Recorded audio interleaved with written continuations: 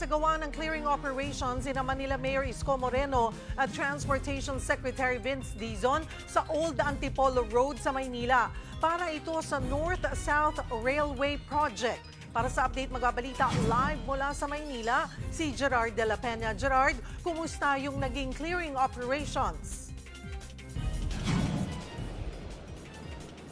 Cheryl, kung makikita nyo dito ay nagtanggal ng mga obstruction at nilagyan na rin ng barikada ang malaking bahagi nitong Old Antipolo Street dito sa may bandang Abad Santos Avenue dito sa lungsod ng Maynila. Bahagi ito ng clearing operations na susundan ng hudyat ng pagsisimula ng construction activities para sa bahaging ito ng North-South Commuter Railway. Kaya sa ngayon, itong bahaging ito ng Old Antipolo Street, kalahati lamang ang pwedeng daanan ng mga sasakyan. At bukod sa inalis ng mga basura at iba pang nakahambalang dito sa kalsada, sinimulan na rin ang pagtatanggal ng utility lines gaya ng linya ng kuryente at tubig.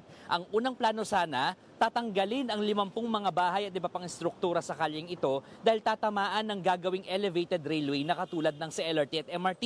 Pero nagkaroon ng adjustments sa disenyo ng DOTR kaya hindi na kailangan magtanggal ang mga struktura at heto na nga at importante raw ang segment na ito ng NSCR dahil ito ang magkokonekta sa segment na magmumula sa Valenzuela, papuntang Bulacan, Pampanga hanggang sa Clark. Dahil sa development na ito, maaari nang masimulan ang pagpapagawa ng segment na magmumula naman sa Solis hanggang sa Blumentritt at tuloy-tuloy na yan hanggang sa Calamba.